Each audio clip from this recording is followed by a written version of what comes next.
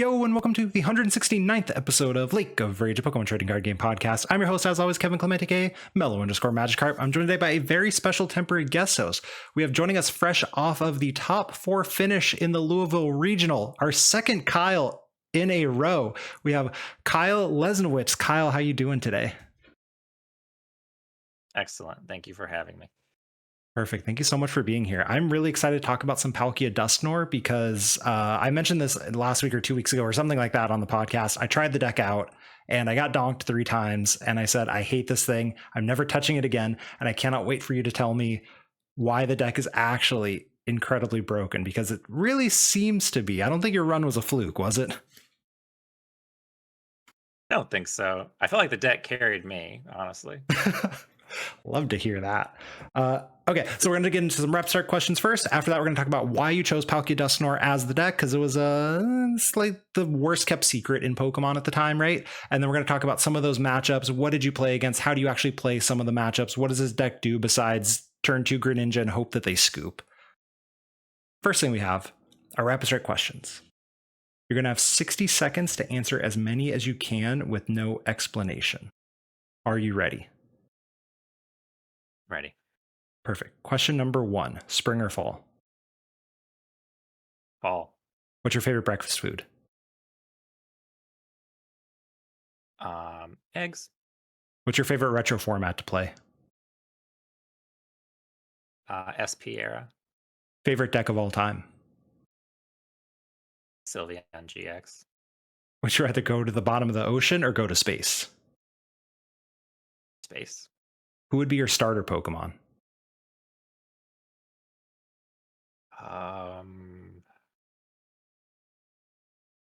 Totodile? Would you rather watch a comedy or a drama? Drama. Toppings on your perfect pizza? Pepperoni and green olives. And what are those little green guys' capers? Ooh.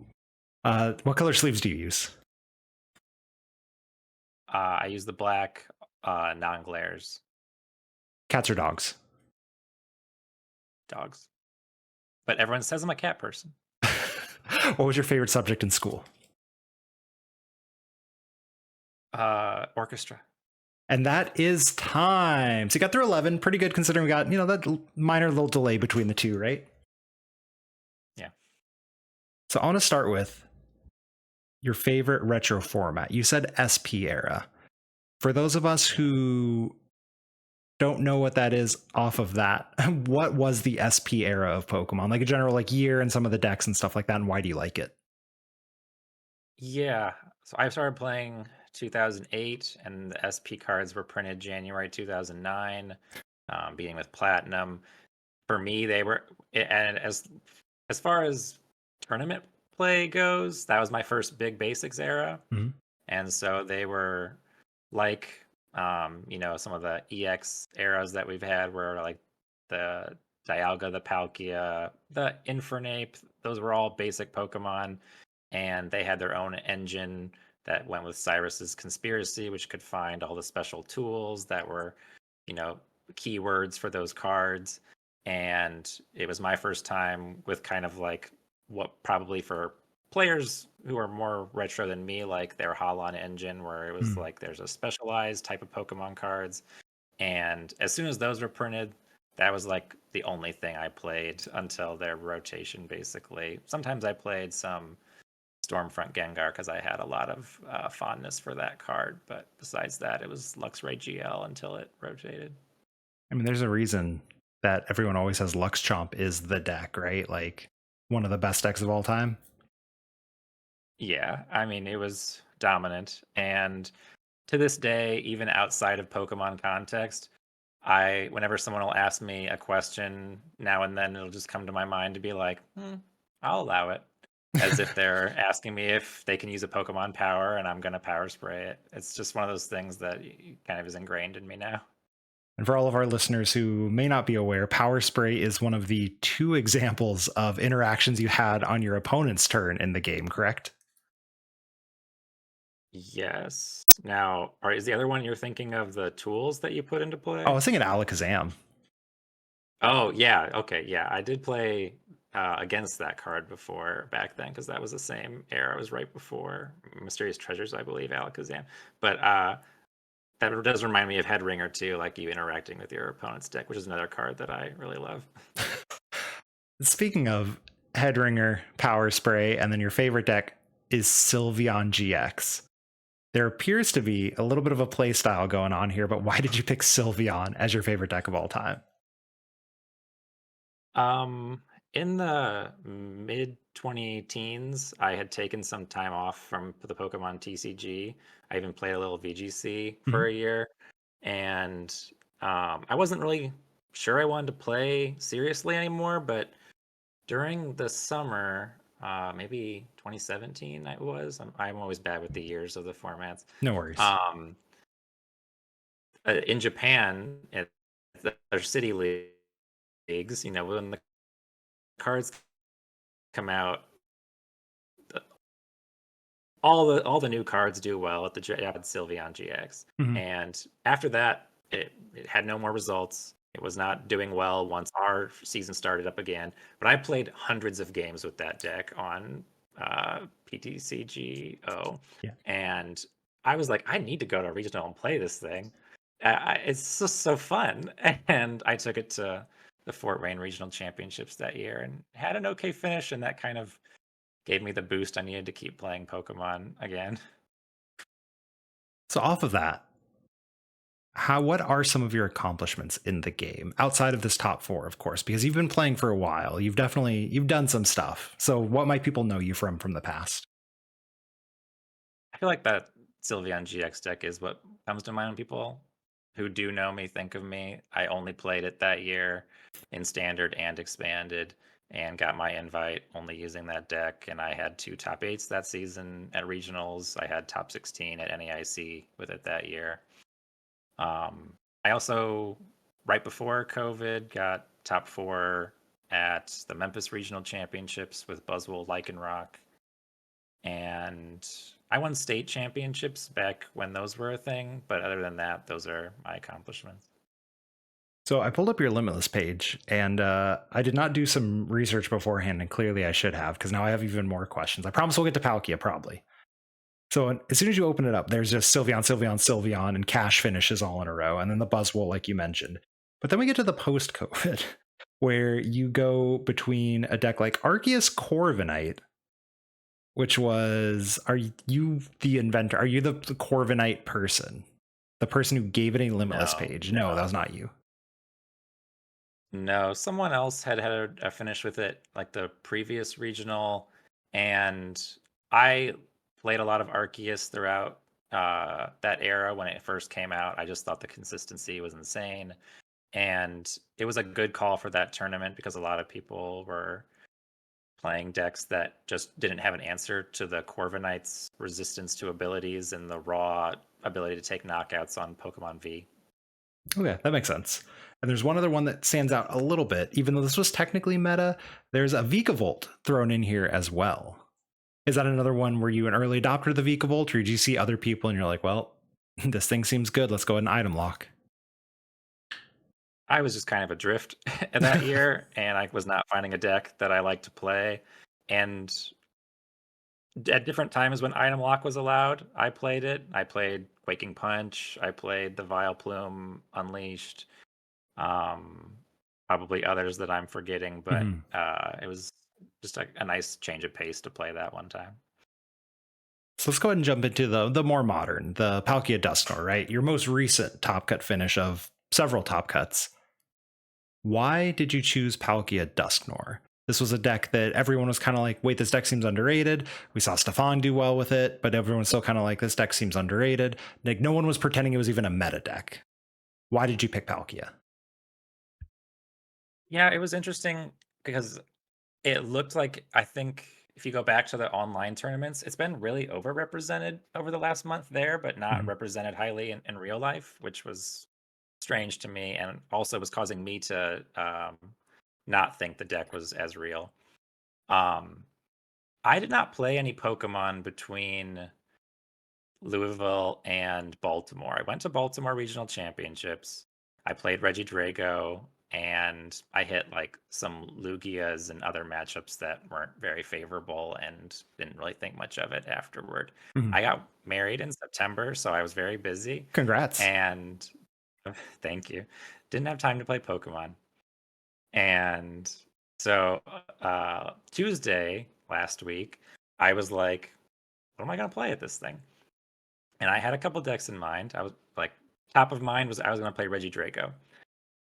And I played Regidrago Tuesday night on PTCGL. And it was one of those feelings of, I tried out Pedro Torres's list Mhm. and I was tweaking my own list and I was playing the Noctowl. And I was getting that feeling of there are too many cards I want in the deck.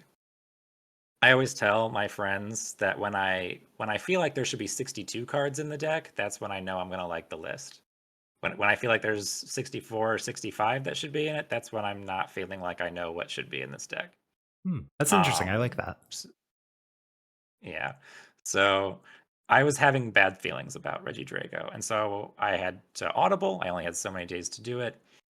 At that point, I always have like one of two directions that I go. Either you play the thing that you know the best and that is well positioned, or you play something counter meta Mhm. and you try to take advantage of people not knowing how to play against your deck or it being underrepresented and therefore not teched against.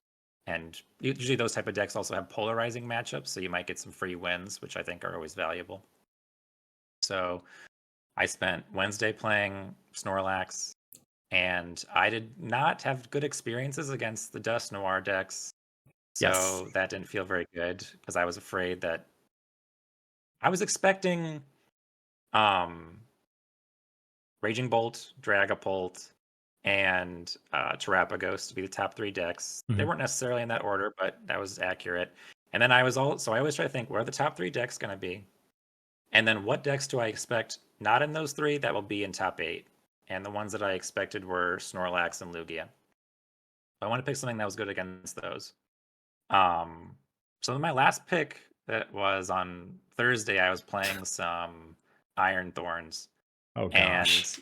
You're down bad. there's no yeah, there's nothing that feels worse to me in the TCG right now than losing a game with Iron Thorns because you feel like you didn't give yourself a chance. No, that's So pretty accurate, right? yeah, I mean you're barely playing Pokemon. You're just hoping your opponent's playing even less Pokemon. So I was just like, I, I have to audible. All of my decks suck. I need to pick a good deck. And um I had been thinking while I wasn't playing for the last month, I was following trends. Every week I look up just what is doing well in the online tournaments. I look at the matchup percentages, I look at the card counts, and I thought that the Palkia deck was going to have a good tournament. Mhm. I had not looked into how to play it for Baltimore because it felt like the lines would be too complicated, and I just don't play Pokemon. um, I don't have a testing group, Mhm. and I don't think ladder is good practice. And so, like the week before a regional, I'll play on the ladder. I don't have time to play in the online tournaments, and it's not until summer. I'm a teacher. Mhm. When it's summer and there's NAIC coming up or Worlds, if I'm qualified, then I play a lot of Pokemon. But the rest of the year, I just can't, or I wish I could, and I just don't have that testing group anymore. So, um, I just decided I think this Palkia deck is going to have a good tournament. I'm going to play it. I played 5 games that night on Thursday. I went first every game and I destroyed my opponents. And I thought, I wish I had lost some of these coin flips so I know what it's like when this deck goes second, but at least it feels good. And then that's what I packed. It's the only deck I packed. Did you bring Um, 60 cards exactly, or does it like 63, 64? yes, I always bring only the exact 60 cards that I'm going to play. I don't let myself think about it overnight. Love it. And then Friday night, I went down to stay with a friend of mine in Kentucky. Shout out to Jared Wise. And he was playing Terapagos, and I was like, play some games with me. I need to play this in paper Mhm. because this deck feels really complicated. So, and I 3-0'd him. So I was like, oh, I haven't dropped a game with this deck. It's going to be a good time if I go first and only play against Terapagos. Which was technically a possibility there, right? There was a lot of Terapagos. Yeah. So you did it that like essentially day before change, right? I guess technically 2 days before, but when you're traveling is day before the tournament.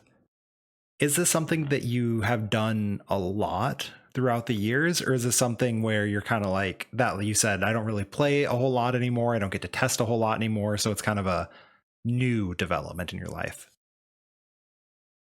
This is one of the only times I've ever done this. I almost always stick to my principles of you're going to do best in playing the deck that you've been in the most scenarios with. You're going to remember the patterns and the lines that you took. You're going to make fewer stupid mistakes because you forgot about options that you had. There have been other times that I audibled, but very rarely. And usually in those formats where I audibled, I was playing a lot more Pokemon than I do these days. Is this something now you're going to be like, well, clearly this is the strategy for me? Or you're just kind of like, well, I did it once. I'm going to go back to something that I test for more than a day. Well, I want to believe that I'm not going to do it very often, but it at least gives me the confidence to know that I am not as washed as I felt like I was, and I can still have a clean day of Pokemon. Because to be honest with you, over the last like year or two, I have been my own most critical opponent, in that I have left most of my regionals knowing I lost because of me. I was not playing clean Pokemon every day. It was not the luck that was getting me. It was not definitely not the deck choices. I felt like I was. I feel like in general I make decent deck choices, but sometimes conservative ones, but Hmm. not bad ones. There's a lot of Um, Arctina on your Limitless page. yeah, and I felt at that time of the season, with one of those Arctinas, I went 701 to start the regional. I thought it was well positioned because Judge was just a good card Mhm. at that time. So like again, I felt like it was a safe pick, and that's usually what I do. Is that nowadays I make safe picks and hope that my matchups are favorable, and try to reduce the amount of errors that are in my control.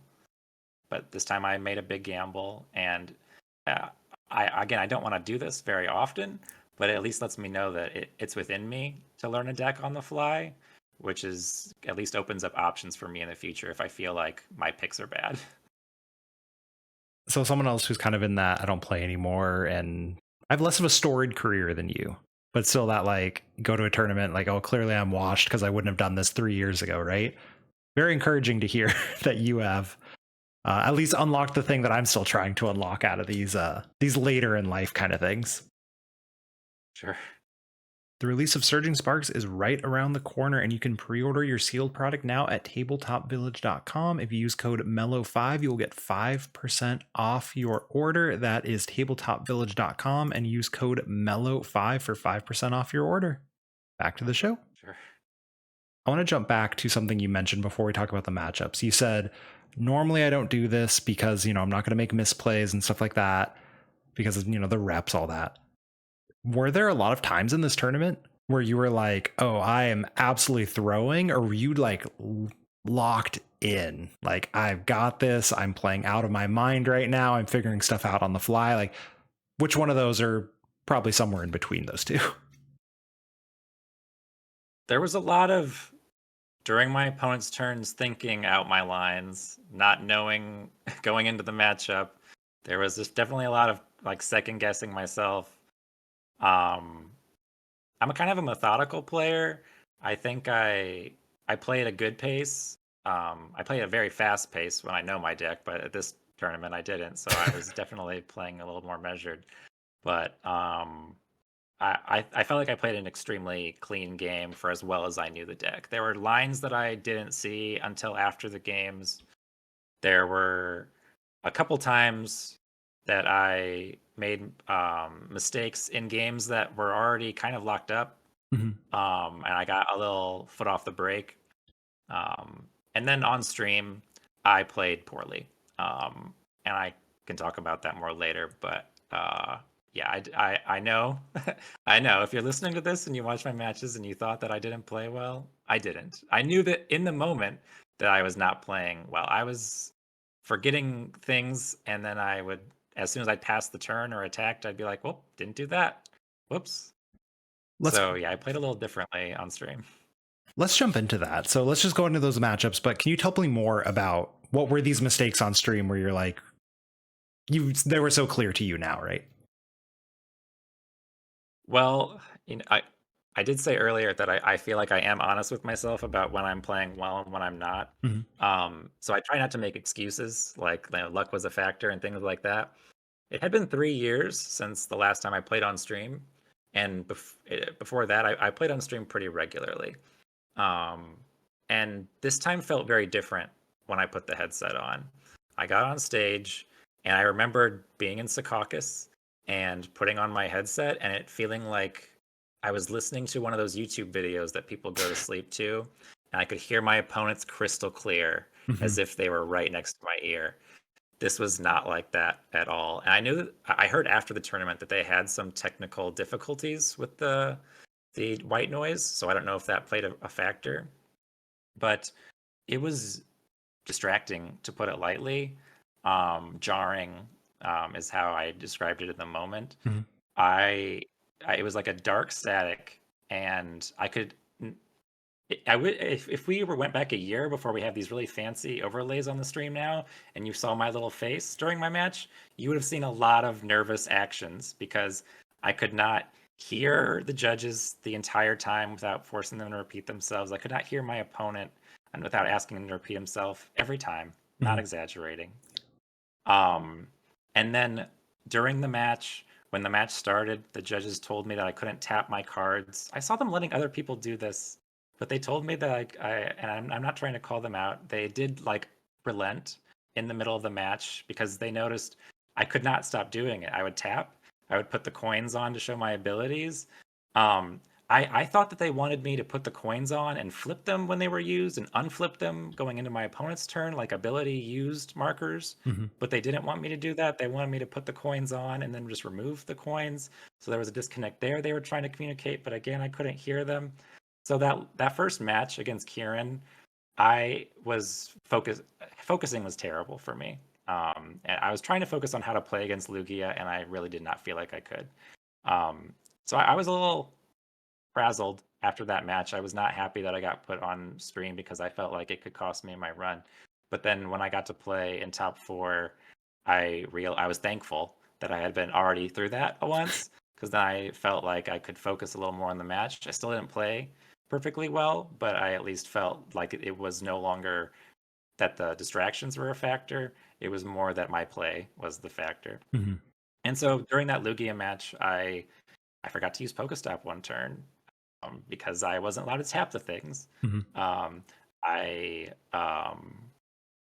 what other mistake did I make? There was something that I also forgot to do during that match. No And then worries. YouTube comments a will lot of let you people, know what they were. Don't worry. sure, sure. There were a lot of people who were saying, I should have scooped to Kieran after on in game two. And yeah, I definitely would have if I thought that the matchup was good, but my perception going into the round was that it was not a good matchup. And I thought of a lot of ways that it could go badly for me. So Mhm. I went into it willing to take a tie because I knew 10-1-1 would make top eight. So I was like, and I was also looking at all the decks sitting around me because I was up there, Mhm. and I knew that there were not many Lugias, and the other decks that I was sitting around, I was comfortable facing, more comfortable than Lugia. So I was like, if this is going to be a tie, that's fine for me. Um, against um, against my semifinals opponent, Caleb, I he played the matchup with much more assurance and confidence, and he clearly had a game plan that some of my other Raging Bolt opponents did not. Mhm. He was also fortunate to open with Raging Bolt both games, so he did not have to put an Ogre Pawn in play, which really limited my options for prizes. And I had not played against an opponent who had used this strategy before, so I was figuring things out on the fly. I Yeah. also went under the false assumption. I did not know that there was this trend of people playing so many hard charms in their deck. So when he milled two of them off Pokestop, I thought it was not safe to say that he didn't play more, but unlikely in the Mhm. event that I Ionoed him to three that he would draw another. So I played into a bad strategy in that first game. I should have used the Dusknoir on the active and taken the knockout there. That would have, and I didn't know the matchups very well. I did not also factor in, it occurred to me, so I was trying to limit Pheasantipity. I was trying to prevent him from drawing Sada. I was trying to board wipe 2 Raging Bolts at once, so he'd have to promote something like Greninja. But what I did not occur to me, which sounds simple in retrospect, is that if I left both Raging Bolts in play, he would now have 2 Sada targets, which is an extra energy. And so, and that's 2 extra energy because I did not knock out the active, and now he would be accelerating 2 more. In retrospect, it seems very clear what I should have done, but again, I was doing what worked against my other Raging Bolt opponents, and those matchups were very different. Yeah, from the outsider perspective, and someone who has played a lot of Raging Bolt, watching that top 4 match, I was like, oh, Caleb understands this deck on a whole other level. And I can only assume it was the same for you of like, oh, this is completely different from like everyone else, right? And that's not even counting the 3 bravery charms, which is also, like you said, like I didn't know people were doing that. No one seemed to know that that was happening, right? Everyone was like, oh, you play 2 or 0, right? And there was 3, and then another testing group played 4, which is like, whoa, that's wild. So, and thank you for sharing that. That was like a bit of a like, wait, what is happening here moment.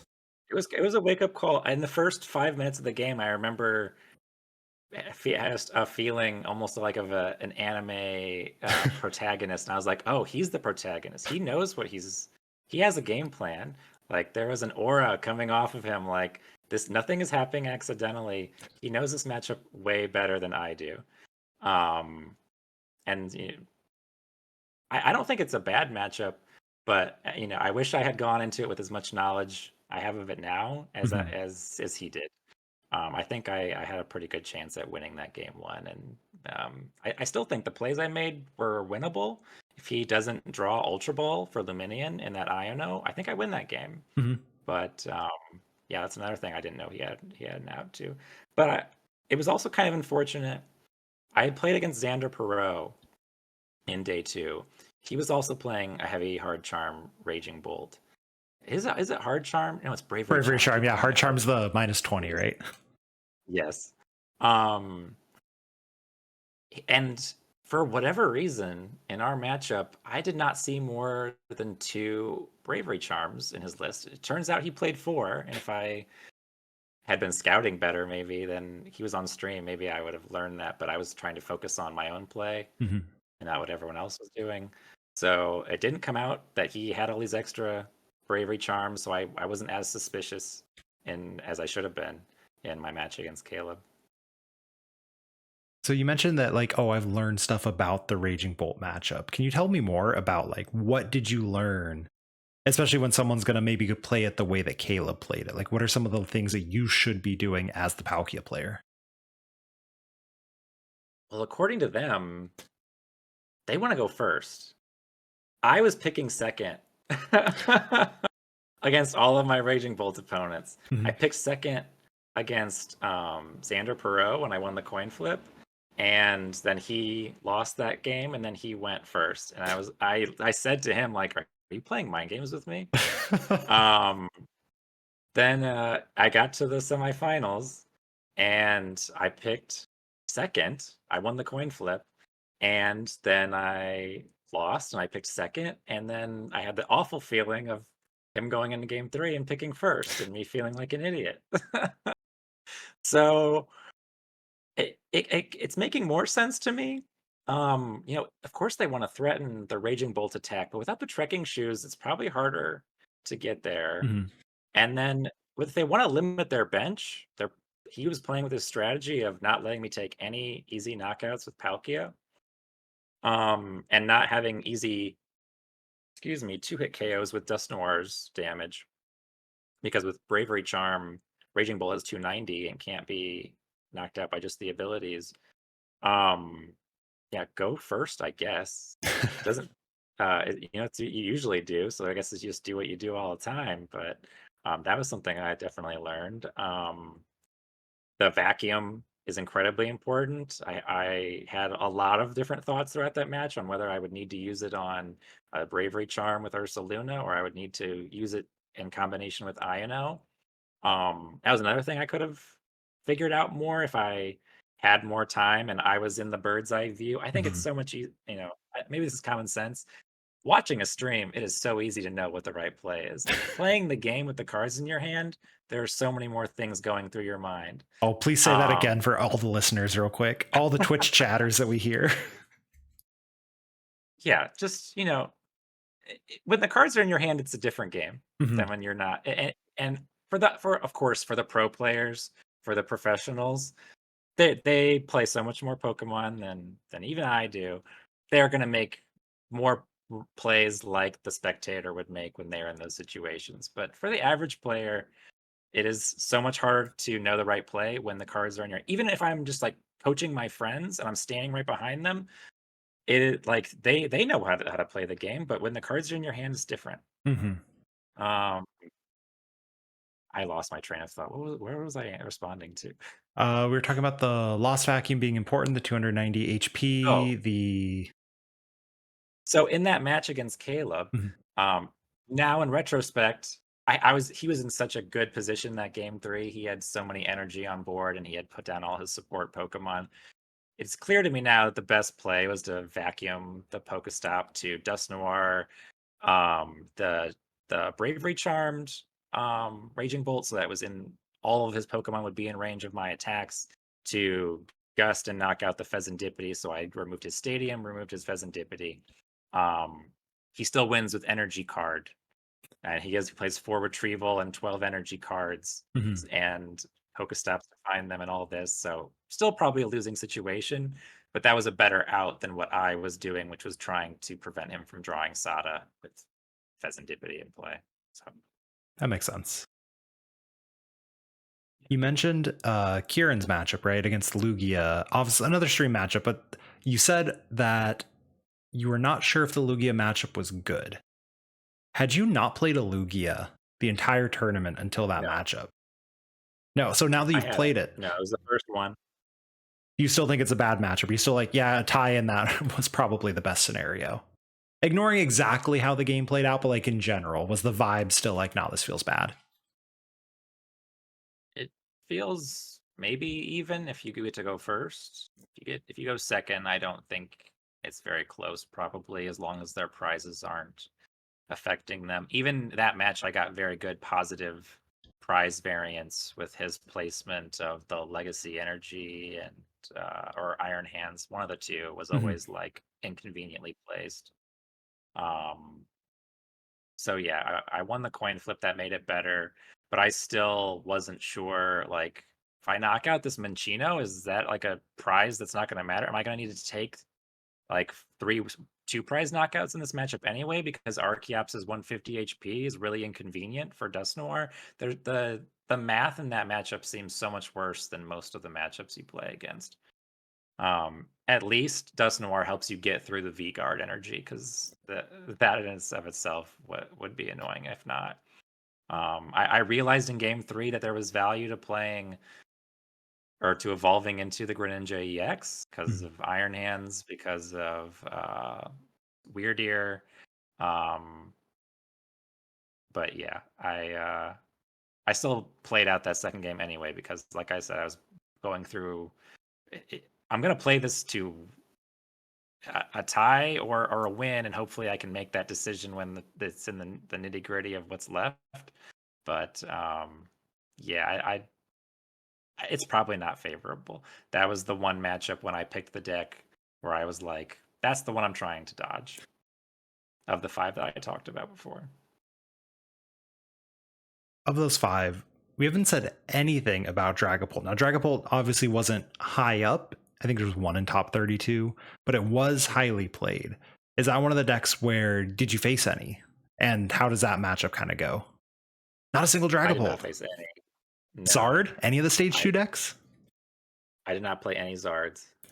Wait, what did you play against? Now I'm super curious if you played one Lugia, zero Zards, and zero Dragapults. Sure. So I played 3 Raging Bolts, Okay. and 2 of them were like, Caleb and Xander, so they were good players. Mhm. I played 3 Mirrors. I The played mirror sounds 3 disgusting. Regigregos. Okay. The mirror was interesting. There were some interesting games. They were heavily swung, um, but it was still like a kind of fun puzzle to try to figure out what my board state should be at all times. Hmm. Um, so 9 of my games were those 3 decks, and then I played 2 Snorlax and 1 Lugia, 1 Terapagos in top 8, and then my only like outlier was round 3. I played against a Greninja EX, like full on stage 2 deck with Dusknoirs. Interesting. Oh, was it they running the Pokestop also? Is it just like instead of the Palkias, it was a thicker Greninja, or was it just like Played Pokestops, interesting? and they used my Pokestop to good effect. I did drop a game against that deck. They had like a ridiculous turn 2 with Dusknoir going crazy. And So I want to go look back to the Regidrago and have you walk me through some of those, how it goes in general, because in my mind, I think you should get clapped pretty hard by that because they have, the Tina can one shot them. You can't one shot them, but they can one shot you.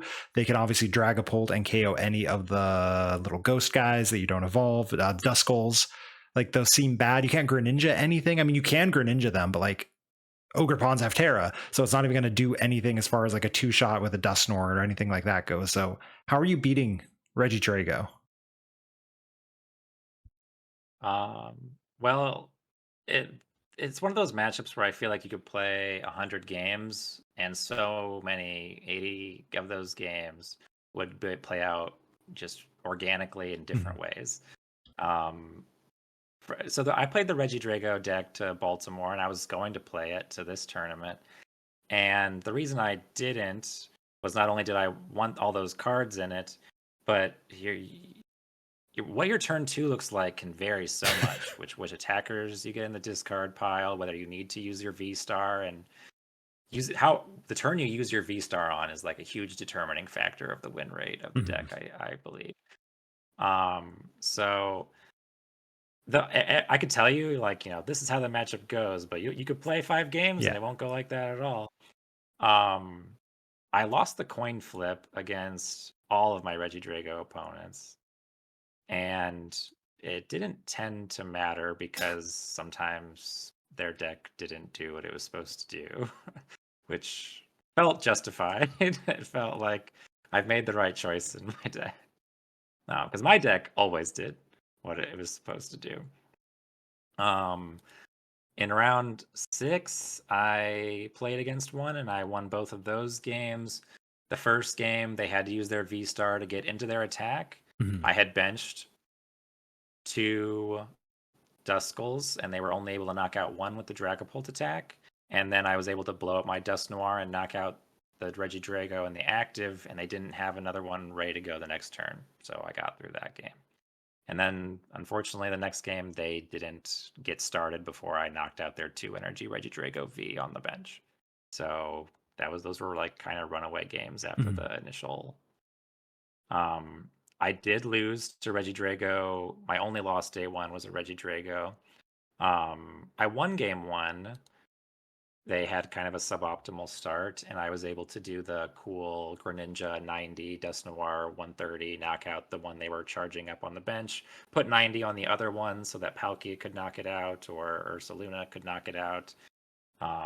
So I was looking to be 7-0, but game 2, he goes first, and my setup is not as clean. He's knocking out my Duskulls, and I can't really get into that game. And then game 3 was one of the only games that I play, only non-stream games where I wish I had played better. But I didn't feel like my deck was giving me the options to. I look at my opening hand and I can get like one guy, so it's got to be Squawkabilly. And so I get Squawkabilly, and I have Palkia in play. And then I draw my new 6, and I'm not looking at cards that allow me to play more next turn. So I'm like, I can get some guy, I can get Rotom. So I can draw more on top of Squawkabilly. And it's still not juice. So I fall into what a rookie mistake, which is I keep playing cards that let me keep playing cards, but I stopped keeping in mind what it would need for me to win the game. Mhm. I end up taking the first two prize cards. I end up taking the next knockout to go down to two prize cards, but I was never in the game. It's one of those lessons that you should have learned a long time ago, and I did learn a long time ago, but I panicked because I wanted to win this game that I felt should have been in my control, and I bench locked myself to put down a Mew, Mhm. and in doing so, I could not put down enough Duskulls to win the game. So, afterward, my opponent was incredibly courteous and nice. He was like, "What happened there?" And I was like, "Just, I should have known better. I didn't play like not only optimally, but I only played cards to keep playing, and I was not playing cards to win." Um, and he understood, like, maybe he'd been there before, or he just knew, like, not to ask any more questions, and he got up and said good luck. But that was a reminder to stay sharp. Maybe I had gotten a little too comfortable at 6-0. I like that. Just as a And real then quick for the listeners of like that's a very important story that you should walk away with if you're trying to achieve anywhere near what Kyle just achieved in that last tournament, right? The difference between playing to win and playing to, as you put it, keep playing the game is sometimes the same, but very often they're not one to one, right? It's about maximizing win percentage, not maximizing cards per minute or whatever the other equivalent would be, right? right, I kept it would be situations. These hands I'm talking about were hands with like rare candies and ultra balls and nest balls, but those weren't going to get me to Um, they weren't going to get me to attacking with Palkia V-Star. Mm-hmm. They weren't going to get me into taking the multiple knockouts I would need to finish the game. I ended up putting down that Mew because I was like, well, I can draw 3 cards and I'll be able to, find the energy I need to take this knockout. But I probably would have been better off just benching Duskull and drawing with Rotom and not taking a knockout, just Mm-hmm. playing with the end game in mind at all times. That was a kind of a lesson that I really needed to get back in my mind after COVID because I didn't play a lot of Pokemon over that time, and was not having success when I came back. I had that really great year with the Buzzwole Lycanroc deck right before COVID started, and then I came back and I was not playing as well. And eventually what I learned is one of those things where I was not keeping all of the future turns in mind.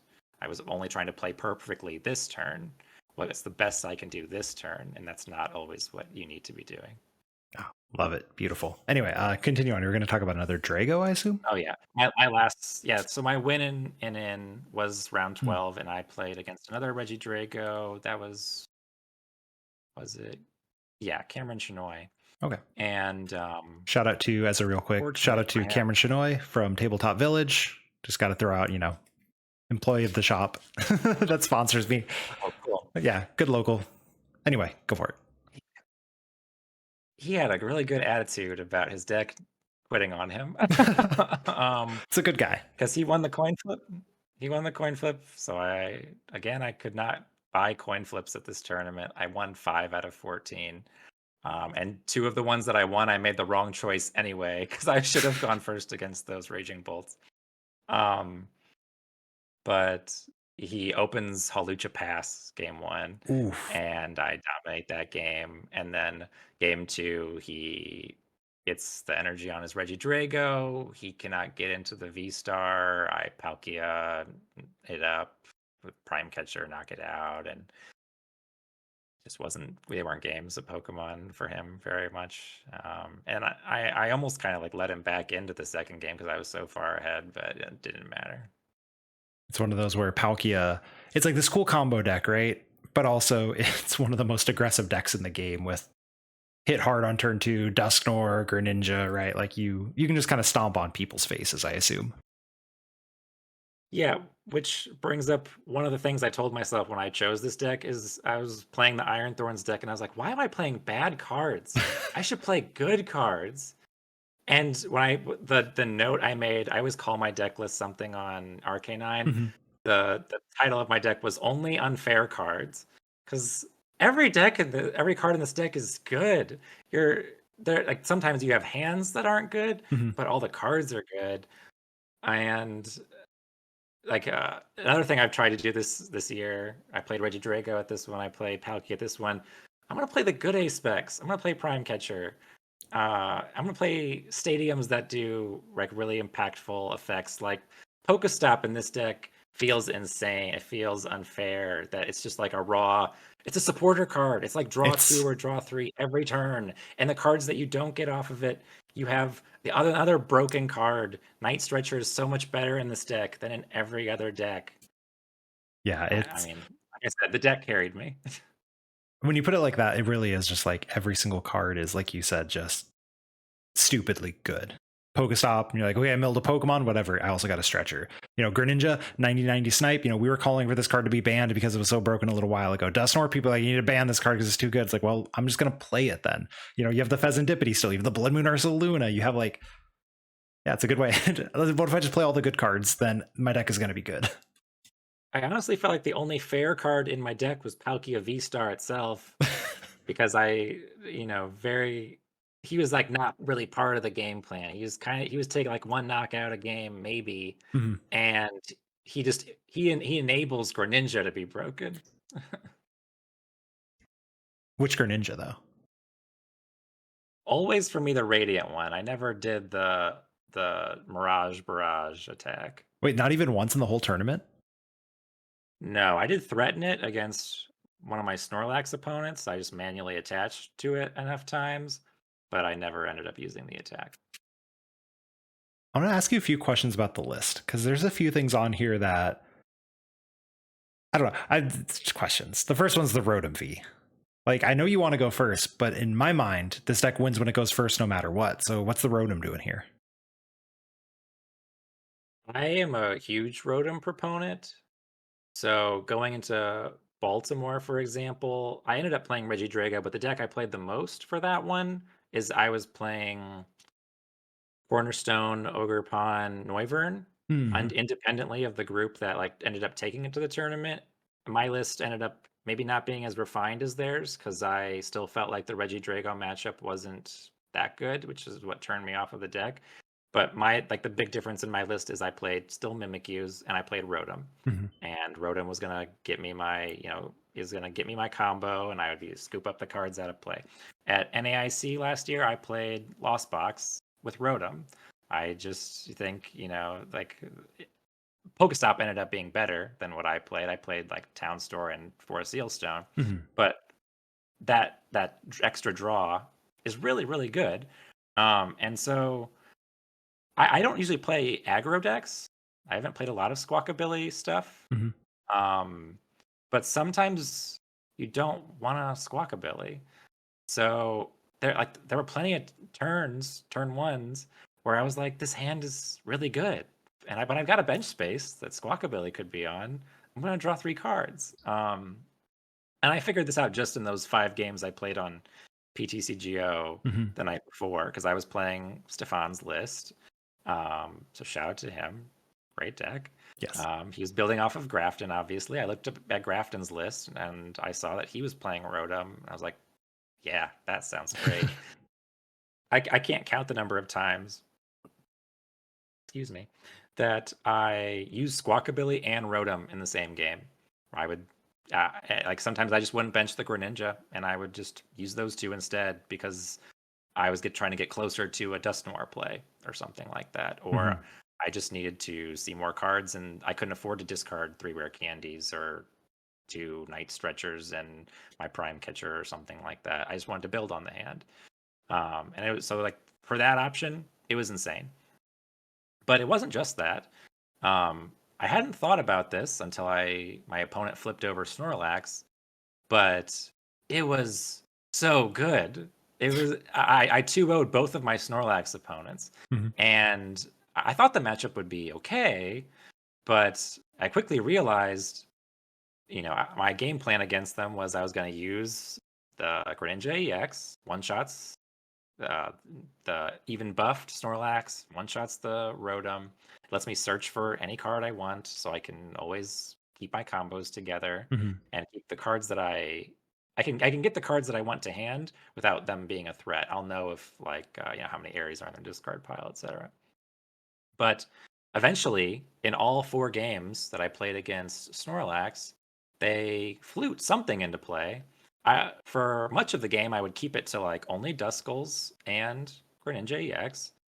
But eventually, somebody came into play, Palkia in one of the games, and so like then I had to power that up because if that comes to the active, you'd think it'd be okay, but then they just Snorlax with Charm, and they're not going to bench enough Pokemon for you to take a knockout, and so that buys them the turns to start milling your resources. And then they push up the Mimikyu. But he wasn't the only one who stayed in play. Every game, a Pokemon that I did not want in play came into play. So sometimes it was the Pheasantipity, sometimes it was the Squawkabilly, whatever. As soon as one of those Pokemon hits the board, it doesn't matter who else you bench. Mhm. You already have a bad Pokemon in play. So I would nest ball for Rotom immediately, and then I would fill my bench so that they couldn't, like with other stuff, whatever the case may be, like Palkia, Greninja, things that I could attack with preferably. Mhm. The Rotom then, so they can't have their Rotom on their field for too long because Greninja is threatening it, Dusknoir is threatening it. They don't want to just give up those prizes over and over again. So their draw cuts off, your draw turns on. Now the turns where they counter catcher and they stick you with Snorlax, you don't just let them take free turns to pick at your hand and pick at your deck. You're drawing 3. You're finding the stuff. So I had very few rare candies, night stretchers discarded by them because they couldn't find those supporters over and over again with Rotom off the field. And I got to so many Dusknoir, an unfair number of Dusknoirs and Dusclops, like using 4 of their activations in a game. So Rotom made that matchup so much easier. I like that because then, you're Ionoing them low. They can't Rotom, and you're like, well, I'm going to draw my pieces before you draw yours, right? Mm-hmm. So one thing that I've heard too from people who have played for a decent amount of time is Rotom's broken. It's a tropical beach that you can nest ball for, right? Is this something that you're like kind of seeing that similarity between the two, or is this a completely independent, like, no, this card is just good and it's not just like we've been underrating this tropical beach effect? I've never thought of the two in that way before. Tropical Beach is one of my least favorite cards of all time, for accessibility reasons, cost reasons. The Chandelure deck that it was a part of was one of my least favorite times in Pokemon. Fair. As fond as players are of that deck, I understand. But for me, I just think of it like Zacian, ADP Zacian. Zacian had a broken attack, but also that broken ability. It was even better because it could attach energies. But having played a lot of ADP Zacian during COVID, it's hard to understate. Like you go first, it's already an advantage. You get to attach, you get to bench Pokemon, you get to evolve first. Why not get to play a supporter first too? You play Charon as your ability. Really good. Pretty good. Yeah. And you don't often need all 5 bench spaces. This deck, I thought when I conceived of it that managing the bench would be hard. It's much harder to manage Regidrago's bench than the bench of this deck because you free up bench spaces when you knock out your own Pokemon. So you don't need to have a bench space left for Pheasantipity. You make it at the end of the game. You don't need one for Blood Moon or Saluna. You'll make it at the end of the game. One more question I have on the deck list, and I assume you know this one's coming because this stands out like a sore thumb. There's a one of Trekking Shoe in this list. Was there not a better 60th card? Why did you stick with the one shoe? Did you start cutting them and you're like, well, I got one more? I'm so glad you've given me an opportunity to go off on this Please. because it has been inside me for so long. There's nothing wrong with playing one of a card. So there are these these cards in Pokemon that there's like this maxim about cards like that. About like, I used to hear this about Acrobike all the time. You play 4 or you play 0. Crushing Hammer, you play 4 or you play 0. If you're not all in on the strategy, then why are you playing it in the first place? This is a fundamentally flawed idea. And I realized this when I was playing Sylveon, because at my first Sylveon tournament, I played 1 Crushing Hammer. And it was optimal. It gave me an option. I didn't even need that card. I wasn't planning to play it the day before. But I realized, well, one thing that I think we all can agree is more options is more power. Mhm. Sure. But just because to me, this feels like the kind of mind trick we play on ourselves when we like to turn the dial to an even number on the radio. We like to have the volume at, a friendly multiple of 5 or an even number. It just feels better, right? Mhm. This is the same thing, I think, the psychological effect that you're having. And it isn't anything. You can play one of a card and that can be the right count. So like, how did I justify this? I had 59 cards that I wanted to play.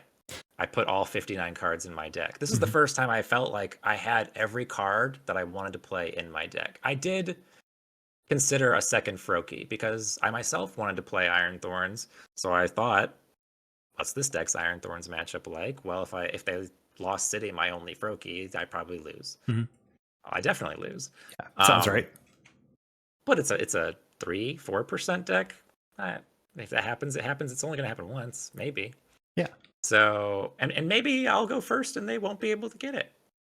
So I didn't play that. I did cut. One, I swapped it for Vessel in those 5 games. Again, it sounds silly to make the deck choices based on the little I played. In those 5 games, sometimes I didn't get all my waters that I wanted turn 1, so I put another Vessel in my deck.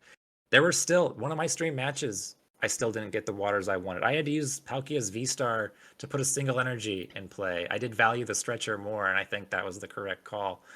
And then the other one I put in for the Rotom. I wanted the option. I didn't want to cut another Pokemon for it. Mhm. Could I have found another card? Sure, but I don't think I needed any more cards. I think I had the right number, and I was trying to think, what could this card be? All I want is a card that helps me make Dusknoir combos, that helps me find basic Pokemon. Trekking Shoes was the card. So I didn't need a ton of them. I just needed to fill that space with the card that did the best job, and that was a Trekking Shoes. So if there's one thing that I can impart to everyone, it is that there doesn't have to be a symmetrical organization to your deck.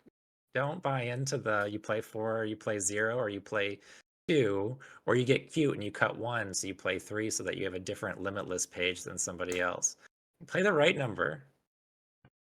Kyle, that was beautiful. I think that was the perfect place to end it. So if people want more from you, where can they find you? What shout outs do you have? I am on Twitter at Renfield Plays, but I don't post very much. Especially, I try to stay humble, and so you're not going to find a lot of Pokemon posting on there, especially if I don't top cut. So I kind of try to build back up the karma for next time. If I stay quiet, maybe then I will have another good run soon. That's all. That's all for my shout outs. I mean, thanks to anyone who listened to this podcast and supported our guy Kevin here. Thanks to everyone who might have said hello to me during the tournament and gave me some encouraging words. Thanks to the defunct Team Sugarbush who used to play Pokemon with me and still support me. And thanks to my wife. I had a lovely marriage, and maybe getting married makes you better at Pokemon. I don't know. I would disagree with that one. my Pokemon career went downhill after that. Tough. Kyle, thank you so much for joining us. Myself, you can find me on Twitch, Twitter, YouTube, and apparently Blue Sky now at mellow_magikarp. Be sure to follow the pod on Twitter as well at Lake of Rage Pod. We're going to be taking next week off because I'm going to play in a Lorcana, I'm going to say regional. It's called something else next weekend, and I still have to learn how to play the game. So I'm going to focus all of the next week on learning the rules of Lorcana instead of doing a podcast episode. So we'll see you all in 2 weeks. Peace out.